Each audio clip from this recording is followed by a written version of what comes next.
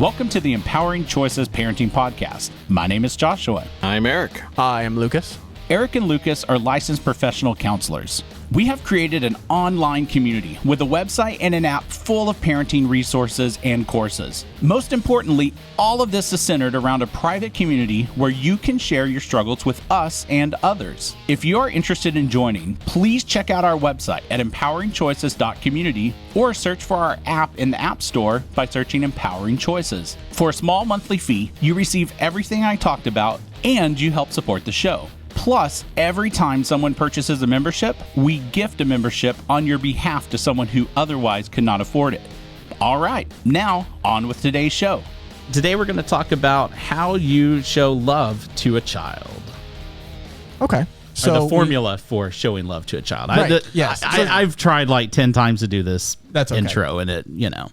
That's okay. We're going to have some math. We have a bunch of like not math people talking about a math equation. Yes. Which turns out really non-mathematical. Yeah. Not to freak anyone out, this will not turn into a math-based, yeah. Right. So for those of you who are math teachers, math professors, physics, every other thing that I can't think of at the moment, really we're not trying to step into your world. So you may have to, just give us a little grace. But we're just going to use the words formula. And that we're probably using wrong. And already you may be shaking your head going, oh my gosh, these guys. Right. Which is okay. I get that a lot. So I'm used to it. But I think if you hang on with this, you'll see why I've used that. And then, if you want to use emails to give us better mathematical representations, I'm open to it. But the first part of this equation is time. Time to a human being is an incredibly important component, as human beings are social and relational beings. And that starts at birth. So kids need time spent with their parents, and sometimes we don't realize how important that really is to how they see themselves in the world and in the world that they're in, which is, their small family, whatever that looks like. That's their world. And they begin to gauge their own value by who spends time with me. So you're saying that the relationship is based on time. That is one of our components to our formula. It's one of the parts, the components to the relationship is time. Mm-hmm. And that becomes a very powerful piece within a child's life, because honestly, there's been, a lot of different debates. I remember in the 90s, the big flare was, it's quantity versus quality time, and, you need to make sure that the time you spend is quality time. Right. And there's been some recent studies that have come out that said, no, it's really not. It's just time. Just spend time with your child. Well, because how do you decide that this particular 5 minutes is going to be quality? Right. How do you turn that knob? Right, exactly. How does that become, something that you can just go, oh, okay, I'm taking this 5 minutes and we are quickly building a 3,000 piece puzzle in that 5 minutes versus, I just took this 5 minutes and we're just talking about, why is the grass green? Sure. Or we're just rolling a ball back and forth together, or we're, maybe kicking a hacky sack back and forth. Boy, that's a word I haven't heard in a little while. Right. Yeah, that's been one that hasn't been kicked around very much here lately. But the point is the emotions of the child and what they're feeling in the moments that you're giving them.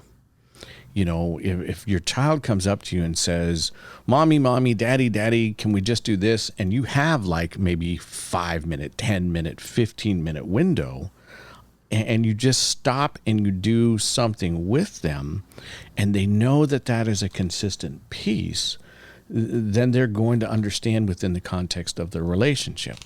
They may not like it when you have to stop, but they're a child. and There's lots of things they're not going to like. Oh yeah. They're not necessarily going to like the vegetables you're going to tell them are good for them, because I know I didn't. And, my parents were crazy for trying to make me eat that stuff, but I was seeing it through a child's mind. Mm-hmm. And I knew that if I didn't eat that stuff, I didn't get to the dessert, which was on my mind, really good for me. Sure. That's how you viewed it. Absolutely. Right. Exactly. And so, and then we kind of, because time has another side to it too. There are parents and there are philosophies that are, well, okay, let's spend as much time as we possibly can, with our children. And some of that comes out in some different forms in what we, kind of coined the phrase helicopter parents.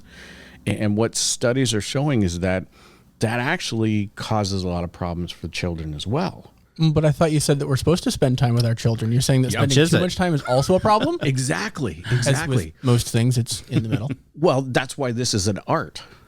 It's not a science. So we're using and starting this whole podcast with, mathematical words of equations, but there are no equations for any and all of these different things. So we're really more like painting a picture. Mm-hmm. And we need 3 colors. And let's not take the metaphor too far. Right. Let's not take it too far. But at the same time, let's say you have 2 kids, Joe and Jane, and Joe needs more time and Jane needs less. Mm-hmm. And so if you're giving them all of your time all of the time, you actually can hinder their development per their personality. Kids need time to be able to be by themselves and play by themselves and develop, their different types of imaginations. They need the time with their toys to be able to act out what they're seeing in the adult world and be able to play that out through their play, and they can't do that very well if they have a parent right there in the middle of it. At all times. At all times. Now, there are some times when they can do that, but then it's not as much acting out what they're seeing as it is interacting with that parent.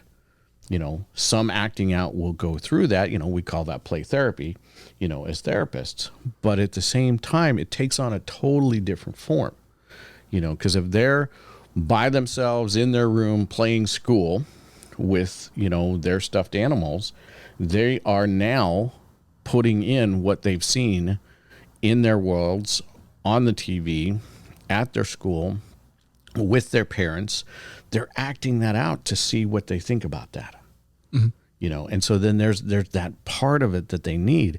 The other side of being a helicopter parent is that the parent is dictating every choice for the child.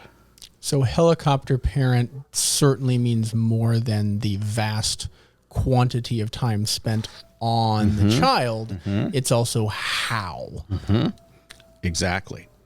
And a part of not having the parent there dictating to the child allows the child to be able to learn how to make choices for themselves. You've been listening to the Empowering Choices Parenting Podcast. If you have enjoyed this show, we would encourage you to visit our website at empoweringchoices.community. For a small monthly fee, we offer a website full of parenting courses and resources. You also have the ability to connect with parents going through the same struggles you are in a safe and private environment. Every time you purchase a membership to our site, we give away a membership to a parent in financial need. Help yourself become a better parent while helping others gain access to important parenting materials by supporting our podcast. Check us out at empoweringchoices.community or in the App Store by searching Empowering Choices. We'll see you on our next episode.